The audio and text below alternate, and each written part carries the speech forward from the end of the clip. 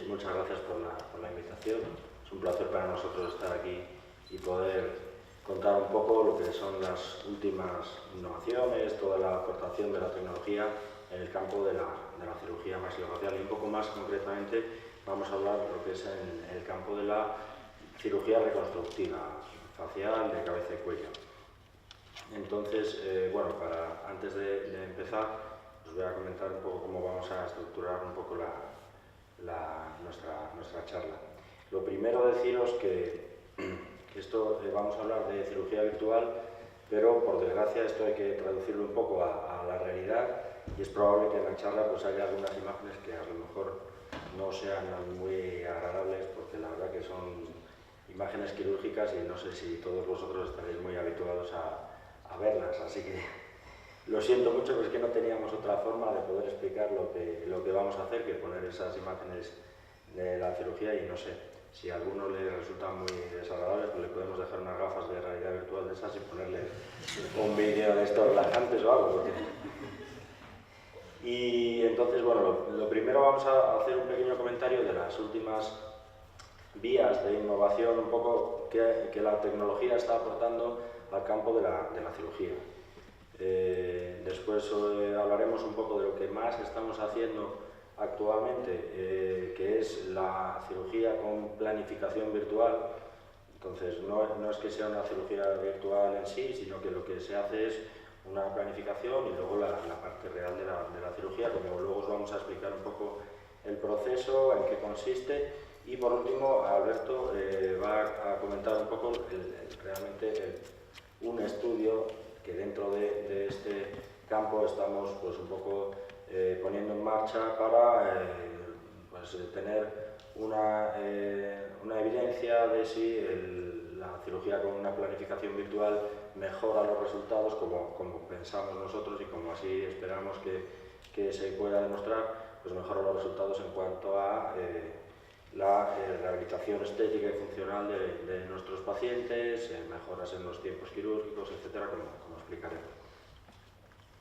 Entonces, bueno, lo primero, pues decir que la cirugía, pues aparte de exigir conocimientos teóricos, conocimientos anatómicos, etcétera, pues por supuesto depende mucho de la habilidad, de la experiencia del cirujano y por lo tanto, pues introduce, siempre ha sido así, desde los principios de la cirugía, lo que es un factor de posible imprecisión, error humano por las alteraciones que se puedan producir durante la cirugía, problemas, etc. Esto, pues quizá los nuevos avances tecnológicos puedan ayudar a disminuir en la medida de lo posible pues ese factor de posible error humano que a lo mejor podemos conseguir minimizarlo. En cuanto a la cirugía en cabeza y cuello, hay que decir que estamos hablando sobre todo de cirugía, lo que es tratamientos oncológicos, tumores de la cavidad oral, de cabeza y cuello, etcétera, que aparte de lo que es el primer objetivo, que es el control de la enfermedad, conseguir en caso de que el tratamiento sea quirúrgico, como es lo que nos ocupa, pues conseguir una resección completa del tumor con los márgenes de seguridad, etcétera, es muy importante, pues sobre todo en los últimos tiempos, que tanto el paciente lo exige como nuestra propia la motivación que tenemos nosotros por conseguir darle a los pacientes una rehabilitación estética y funcional lo más precoz posible y lo mejor posible, claro. En cuanto a las vías de innovación que se pueden aplicar al campo de la cirugía, tenemos 4 grandes bloques, que en algunos tenemos más experiencia y en otros un poquito menos. Por ejemplo, está la cirugía con navegador, también avances importantes en cirugía robótica, luego lo que se ha comentado, pues realidad virtual, cómo se puede aplicar en el campo de la cirugía, y lo que más solemos hacer ahora mismo, que es la cirugía con planificación virtual. Vamos a ver un poquito de alguna de ellas, pero muy someramente, porque tampoco realmente, quizás tampoco tenemos tanta experiencia. La cirugía con navegador, ¿qué es? Pues no es estar operando y buscar en Google lo que tenemos que hacer después. Se trata de El navegador es un sistema de localización espacial de una reproducción digital de lo que tenemos en la mesa del quirófano, ¿vale? Entonces se basa en un posicionamiento exactamente igual a la planificación previa del paciente, que se fija para eso el paciente tiene que estar fijado en una posición determinada, y luego existe un sensor que, aplicado en el paciente, traduce en una imagen de una pantalla con un tag 3D en qué posición estamos tocando con los instrumentos quirúrgicos. Vamos a verlo. Esto ha tenido y tiene unas aplicaciones bastante común, que ahora mismo son muy importantes, sobre todo en neurocirugía, muy importante en cirugía de la columna, y últimamente en nuestro campo, en cirugía maxilofacial y sobre todo en cirugía de la base del cráneo, tiene una aplicación bastante importante. ¿Qué aporta? Pues aporta sobre todo mucha más precisión a la hora de delimitar, por ejemplo, pues los márgenes tumorales o la presencia de estructuras vitales que deben ser respetadas, pues nos da mucha más precisión, sobre todo porque estamos hablando de zonas anatómicas muy complejas, cavidades de difícil acceso y difícil manejo intraoperatoriamente. Muchas veces una complicación a esos niveles, por ejemplo, como cuando hablamos de la base de cráneo, que es para lo que más lo estamos aplicando, una complicación pues puede ser a veces hasta mortal en algún caso. Entonces, lo que buscamos con la cirugía con navegación es disminuir en la medida de lo posible las complicaciones, y además pues mejorar el control también oncológico en caso de tumores, pues poder extirparlos completamente con sus márgenes, etc. Como os decía, se basa en la fijación del paciente. Se usa un arco de Mayfield, que es un apoyo de 3 puntos para la cabeza, que tiene que ir fijo, totalmente fijado a la cabeza del paciente. El navegador detecta unos marcadores de posición, que cada sistema tiene los suyos propios. A veces son 3 esferas, otras veces es un arco que se pone en la cabeza, y luego existe un sensor que tiene una cámara estereoscópica que relaciona la posición real de la sonda con los datos de la planificación virtual. Esto exige, para el desarrollo, pues exige una planificación previa de la cirugía. Lo primero, se va al software del ordenador, es un software específico para el navegador, se ve la imagen del tag 3D del paciente, y hay que marcar en ese software pues la zona que tenemos que extirpar o alguna estructura importante que queremos respetar, para que aparezca luego marcada en la imagen a la hora de operar, ¿vale? Esto es un pequeño esquema, y lo que vemos es pues que la sonda, a ver, yo tengo una imagen en la que sea un poquito más grande. Entonces, ahora mismo, por ejemplo, os imagináis que la sonda es este puntero verde. Pues si tocamos con la sonda en la piel del paciente a este nivel, vemos en la pantalla, realmente veríamos todo esto en la pantalla. Y entonces vemos que estamos en ese punto, y vemos que estamos tocando pues justo encima de esa lesión que hay en el lóbulo frontal, etc. Esto sería un caso de neurocirugía, no es un caso nuestro. Pero ahora os voy a poner un caso que estuvimos haciendo nosotros junto con los neurocirujanos, que se trataba de una tumoración maligna en la fosa térico-maxilar derecha, que se extendía a la base del cráneo, que provocaba una afectación del seno cavernoso.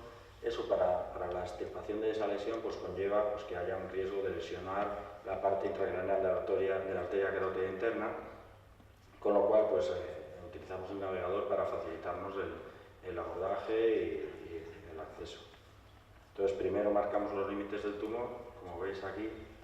No sé si se ve lo suficientemente grande, pero lo que hemos marcado en verde es el tumor, ¿vale? Y aquí en rojo hemos marcado el trayecto intracavernoso de la carótida interna, ¿vale? Entonces, bueno, esto es un pequeño vídeo. Esto es lo que os decía, que es un poco desagradable a lo mejor para... No sé si se verá bien. Antes se veía.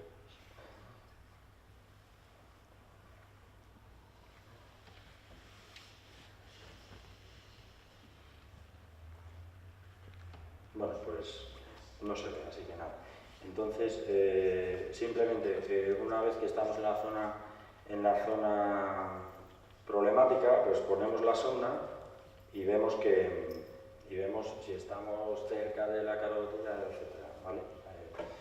Se veía mejor, bueno, la presentación realmente, el vídeo tampoco era ver lo mismo, pero en movimiento, porque es una técnica que el movimiento de la sonda y esto se ve en tiempo real en la pantalla del escáner. No es que tarde un tiempo en aplicar la sonda, sino que es directamente en tiempo real, ¿vale? Bueno, otro posible avance en la cirugía, que ya tiene bastante desarrollo, no tanto en el área de cirugía maxilofacial y cabeza y cuello, es la cirugía robótica, ¿vale? Entonces, en cirugía robótica existen pues, dos tipos de situaciones. Un robot operado por un cirujano operador, que es como, por ejemplo, el único robot que más o menos se comercializa y se utiliza habitualmente, que es el robot Da Vinci. El robot Da Vinci se usa ya muy habitualmente en algunos centros, sobre todo en cirugía abdominal, en cirugía pelviana, sobre todo también en urología. Pero, por ejemplo, bueno, en cabeza y cuello se utiliza menos, pero ahora está habiendo algunos grupos que sí que lo están utilizando para algunas aplicaciones en concreto. Por ejemplo, en cavidad oral, a veces se está utilizando la cirugía robótica transoral, que tiene la ventaja de dar una visión tridimensional de alta definición y además aporta la destreza, la precisión que da la instrumentación robótica, que es mucho más que la precisión que puede dar pues, la mano humana. Y además, pues, que mediante este abordaje a veces se pueden hacer resecciones intraorales de la parte posterior, de la base de lengua, de la zona periamigdalina, de lesiones no muy grandes, pero que evitamos a lo mejor el hacer un abordaje abierto, que muchas veces supondría pues, hacer una mandibulotomía, o sea, abrir la mandíbula y desplazar la mandíbula a abrirla para acceso a la base de la lengua, a ese tipo de espacios.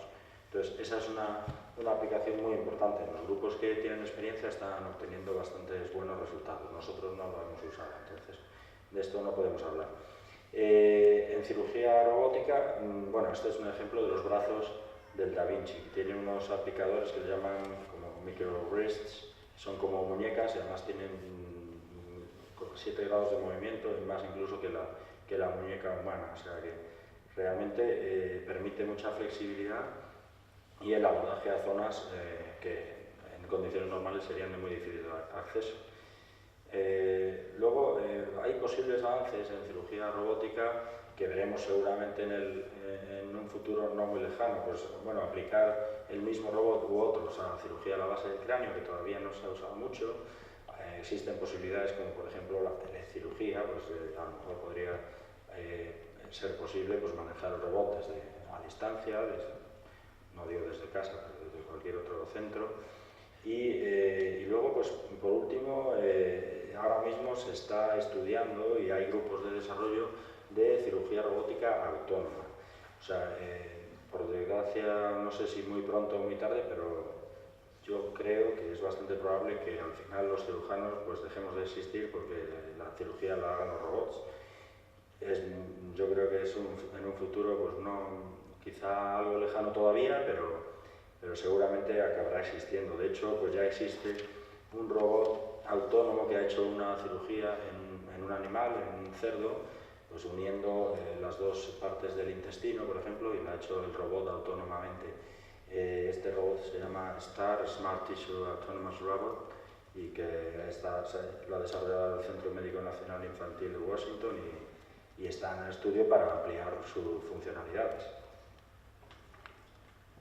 Bueno, en cuanto a la realidad virtual, aquí pues no voy a hablar mucho, que ya se ha hablado bastante, pero fundamentalmente en el campo de la cirugía lo que puede resultar muy útil y de hecho seguramente va a serlo en un futuro es para la preparación de los cirujanos, como método de estudio y de entrenamiento. Entonces esto puede aportar seguridad para el paciente, de que antes de ir al quirófano pues los cirujanos puedan prepararse con un método virtual.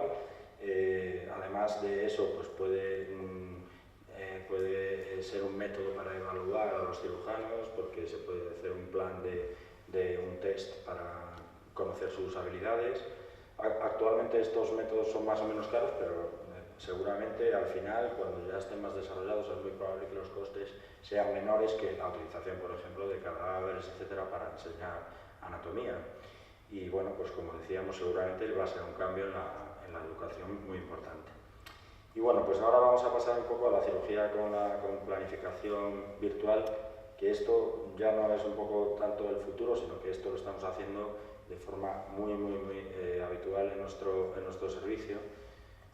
Entonces os voy a explicar un poquito en qué consiste. Entonces, como decíamos, después de una extirpación de un tumor en cabeza y cuello, normalmente el resultado es un defecto postquirúrgico que puede ser en ocasiones complejo. Muchas veces afecta a estructuras no solo cutáneas, sino óseas, mucosas, de cavidad oral, a órganos con funcionalidad como la lengua, etc. Entonces, normalmente estos pacientes requieren, y así lo realizamos, una reconstrucción inmediata, en el mismo acto quirúrgico.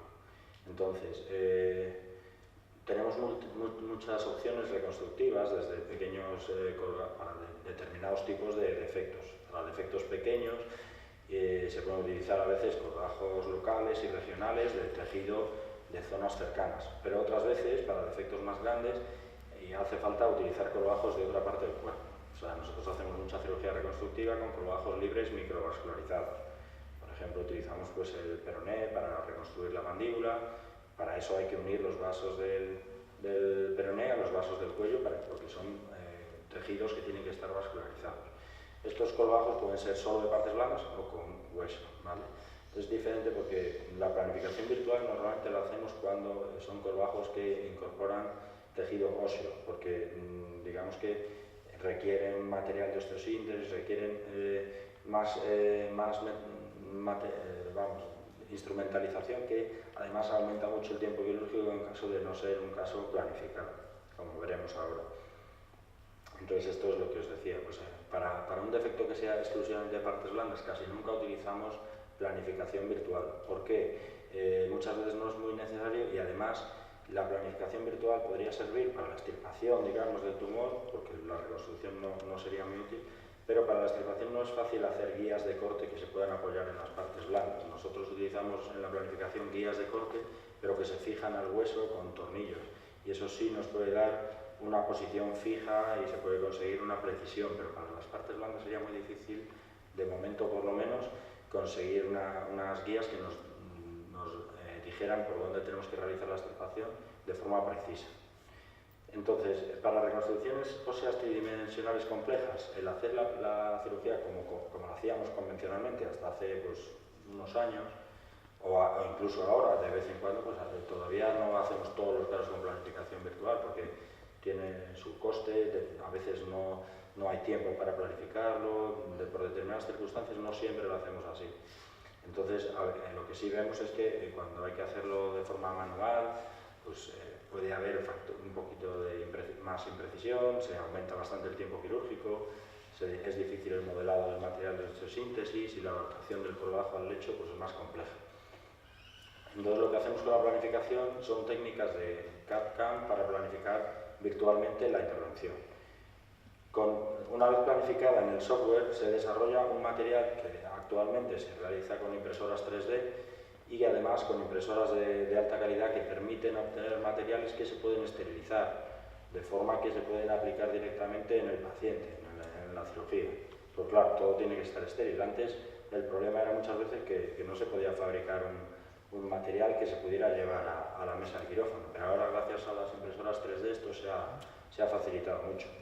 Y también se desarrollan los modelos estereolitográficos. Por ejemplo, la mandíbula que hay que extirpar, pues se hace un modelo estereolitográfico impreso en 3D al mismo tamaño, y con ese se moldea ya previamente la placa de osteosíntesis. Ese tiempo ya nos lo ahorramos de la cirugía. Bueno, ahora voy a poner un caso clínico. La verdad que me da un poco de cosa ponerlo, porque es un poco desagradable, la verdad. Bueno, para nosotros es muy bonito, o sea, de todo decimos, uy, qué caso más bonito, pues ya veréis qué bonito. A ver, se trata de un varón de unos 65 años que acudía a nuestro servicio ya derivado de otros servicios que no le daban ya ningún tipo de solución, con una recidida de un carcinoma epidermoide en la zona mentoniana que afectaba a toda la piel, al hueso, al suelo de boca, etc. En Entonces el plan de tratamiento era pues, hacer una cirugía con planificación virtual para extirpar toda la tumoración en bloque con sus márgenes de seguridad. Para ello el plan era hacer una mandibulectomía segmentaria casi total, con resección del suelo de la boca y la piel en la región mentoniana y submentoniana. Eso iba a dejar un defecto bastante amplio y para la reconstrucción planificamos el hacer 2 colgajos diferentes con 2 anastomosis simultáneas, ¿vale? Entonces una es un colgajo osteocutáneo de peroné microvascularizado, que es el que va planificado virtualmente, y el otro es un colgajo de partes blandas anterolateral de muslo para cubrir toda la piel de la zona. Este era el tumor, lo paso rápido para que no lo veáis mucho. Esto es el escáner 3D del paciente y entonces en este momento nosotros nos sentamos con los ingenieros que hacen la planificación. O nos sentamos o nos comunicamos, pero vamos, muchas veces incluso nosotros acudimos al centro donde se hace para decirle, pues queremos extirpar este fragmento de mandíbula, etcétera, y lo planificamos junto con el ingeniero. Esto nos da una muestra de que realmente ahora se implican todavía más gente. Si ya el tratamiento de los cánceres de cabeza y cuello era algo muy multidisciplinar, pues ahora todavía más, porque participan ingenieros informáticos, los que planifican los que hacen la impresión 3D, etcétera. Entonces aquí vemos el área en verde, es toda el área de mandíbula que se va a extirpar, ¿vale? Aquí está la mandíbula ya extirpada y esto es la simulación de cómo van a ir los fragmentos del peroné para reconstruir esa mandíbula, ¿vale? Esto es la vista frontal, vamos a poner todas más o menos las vistas y aquí, como veis, esta es la placa de titanio que vamos a colocar, que va a ir moldeada justo en ese sentido, ¿vale? Esto es lo mismo en una vista desde el lado derecho. Vamos a extirpar, en el lado derecho había que extirpar un poquito más de mandíbula, dejando solo lo que es la rama vertical y el cóndilo. Aquí vemos, este es el peroné. Quizá un poquito más de proyección tendríamos que haber dado, pero ya no daba para más. Pero realmente el resultado sí era lo suficientemente satisfactorio. La placa moldeada, esto es igual. Y ahora vemos lo mismo en una vista inferior, caudal, todo lo que se va a extirpar, ¿vale? Entonces, bueno, pues ahora vamos a ver lo mismo, pero bueno, aquí veis, esta es la imagen del cráneo con la mandíbula nueva colocada y ahí el peroné, que también tenemos un angiotac 3D realizado, donde se transporta lo que vamos a usar en la mandíbula al peroné. Ahí lo que se fabrica gracias a esta planificación son unas guías de corte. Tenemos guías de corte para la mandíbula que nos dicen exactamente por la línea que tenemos que cortar. Ahora veremos cómo se aplican. Y guías de corte para el peroné que dicen exactamente cómo hay que cortar el peroné. Todo tiene que ser al milímetro porque luego todo tiene que encajar perfecto en el momento de colocar el colgajo, ¿vale? Entonces ahí va todo milimetrado, pero luego las guías de corte nos dicen exactamente por dónde hay que cortar. Y además, esas guías de corte van fijadas con unos tornillos que directamente son los que entran en la placa de titanio. Es un poco complejo de entender, pero ahora lo veremos. A ver si intentáis abstraer un poco de lo que es la sangre y todo esto, realmente es interesante el ver el proceso. Entonces aquí veis, esto es lo que está impreso en 3D, que son las guías de corte. Digamos que esto es el peroné, que esto está hecho con un material impreso, pero esto lo desecharíamos. Esta es la guía de corte para el peroné, estas son las guías de corte para la mandíbula y esta es la barra ya moldeada, ¿vale? Entonces la extirpación está ahí preparada, tenemos el hueso por donde vamos a cortar, en el lado izquierdo, que será cortar a ese nivel. Pero aquí todavía no está puesta la guía de corte, ¿vale? Ahora vamos a verlo, mira, con la guía de corte del lado izquierdo colocada ya. Esa guía, al colocarla, encaja perfectamente en el reborde de la mandíbula. Se ve perfectamente en qué punto hay que colocarla. Y se fija con esos tornillos. En el lado derecho lo mismo. Y esto es la extirpación ya realizada. Bueno, el defecto, aquí visto desde delante, bueno, la lengua se ha conservado, pero se ha extirpado todo el suelo de la boca. Estos son los rebordes mandibulares. Entonces, en el peroné colocamos las guías de corte. El peroné además lleva una isla cutánea que va con una arteria perforante de la arteria peronea, pues está también vascularizada, ¿vale? Y este es el hueso sobrante, que luego hay que recortarlo. Aquí estará el pedículo del peroné, ahora lo veremos mejor. Entonces, con las guías de corte ya se realiza las osteotomías en el peroné y se va dando la forma que queríamos previamente. Y este es el pedículo del peroné. Como veis, todo esto lo estamos realizando con el colgajo en perfusión. Todavía el colgajo no está en isquemia. Esto es muy importante porque esta técnica lo que realmente acorta muchísimo es el tiempo de isquemia del colgajo, ¿vale? Y eso lo veremos ahora, lo comentará Alberto. Aquí tenemos incluso la barra ya fijada en el peroné, preparado, pero sin realizar la sección del pedículo. Todavía está ese peroné vascularizado y a la vez ya lo tenemos moldeado, con lo cual en cuanto se acaba la extirpación y se está preparado la zona receptora, cortamos el pedículo y directamente colocamos la barra en los agujeros que ya estaban hechos de las guías de corte.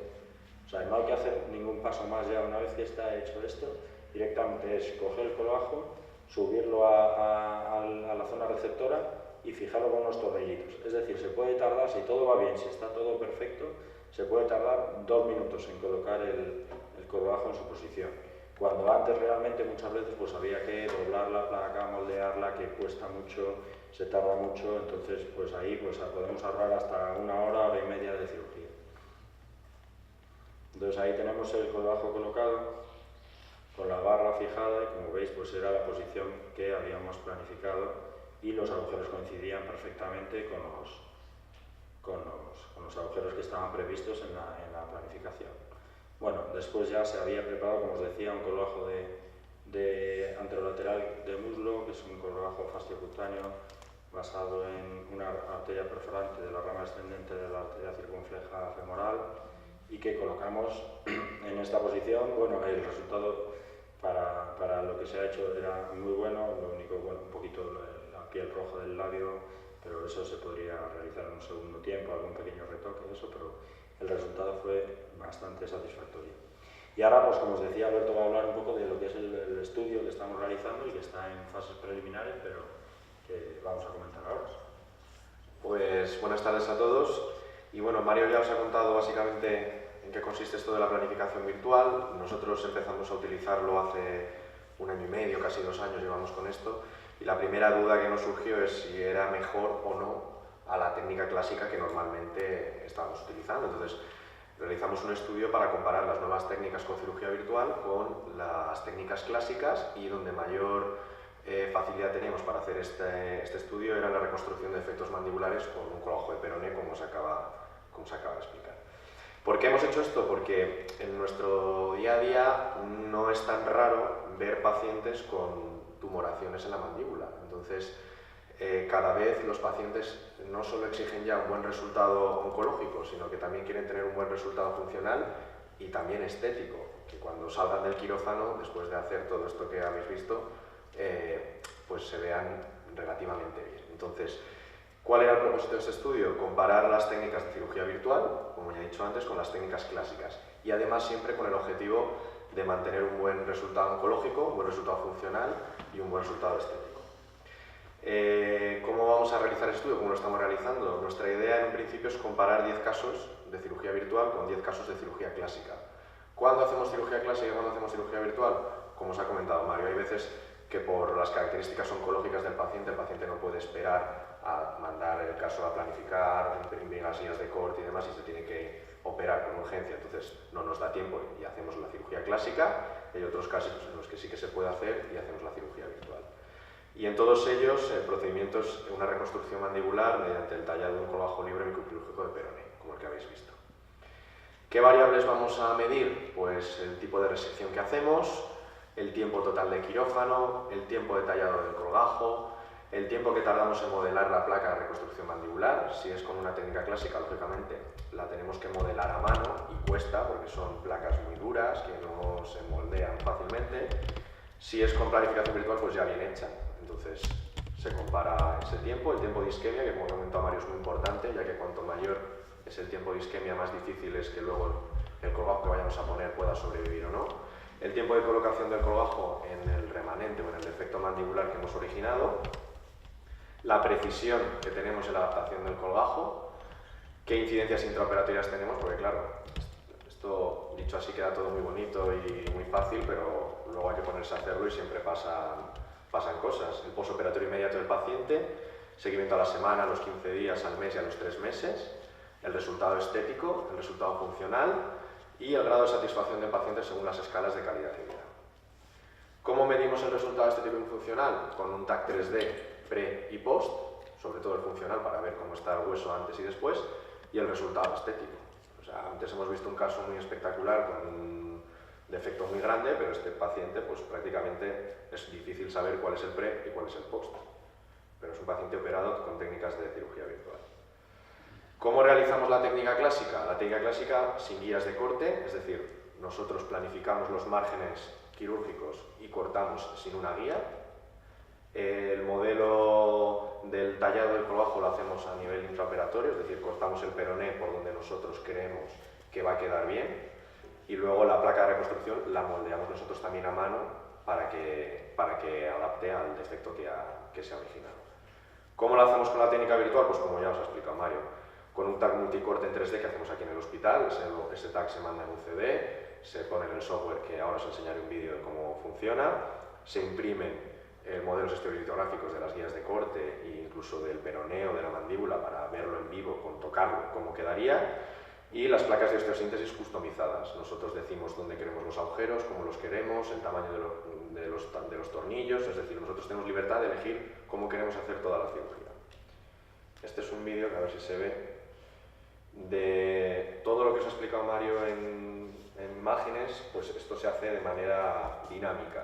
La cirugía la hace, digamos, un ingeniero con el software, pero nosotros estamos a su lado diciendo en cada momento lo que queremos hacer. Entonces, con un TAC de miembros inferiores tenemos el peroné, en el que nosotros diseñamos la guía de corte y perfectamente vemos por dónde tenemos que cortar luego en el paciente en vivo. Ahí en rojo está dibujado por dónde van los vasos, también para ver por dónde tenemos que cortar y no cortar los vasos en la cirugía.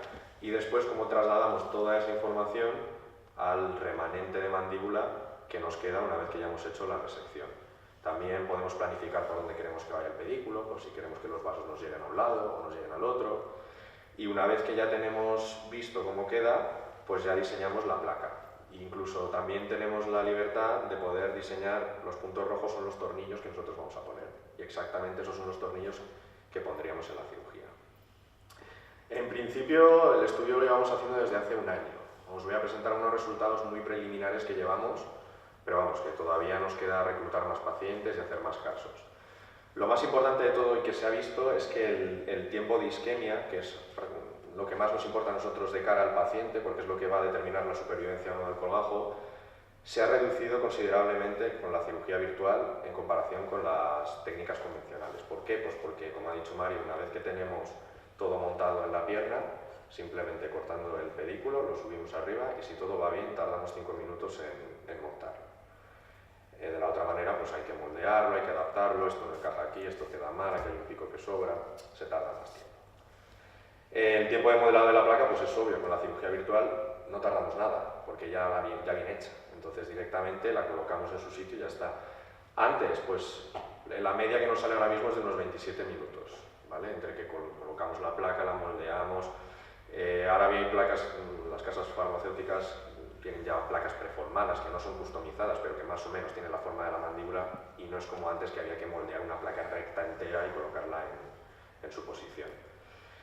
Otros tiempos quirúrgicos que estamos midiendo y que tenemos resultados significativos en el modelado del tallado del colgajo, pues sí que es verdad que se ha visto disminuido el tiempo del tallado, porque directamente colocando la guía de corte es mucho más rápido hacer los cortes que haciéndolos a ojo, y en la colocación del colgajo, como os ha comentado antes también Mario, pues directamente si todo está bien hecho y todo sigue las guías que tiene que tener, tiene que encajar a la perfección. Si no encaja es porque algún error humano hemos cometido a la hora de hacerlo. ¿Y qué conclusiones hemos sacado de momento? Pues que con esta técnica tenemos mayor facilidad, mayor precisión y mayor adaptabilidad de nuestro colgajo al remanente mandibular que queda, que los resultados que tenemos son predecibles y satisfactorios, el tiempo quirúrgico es menor, el tiempo de isquemia también es menor, y de momento estamos teniendo muy buenos resultados, no solo funcionales estéticos, que para el paciente es lo importante, sino también oncológicos, que para nosotros en el fondo pues es lo que nos preocupa, ¿no? Que el paciente no solo esté bien funcionalmente y estéticamente, sino que esté curado de su patología. Y nada más, muchas gracias a todos por vuestra atención.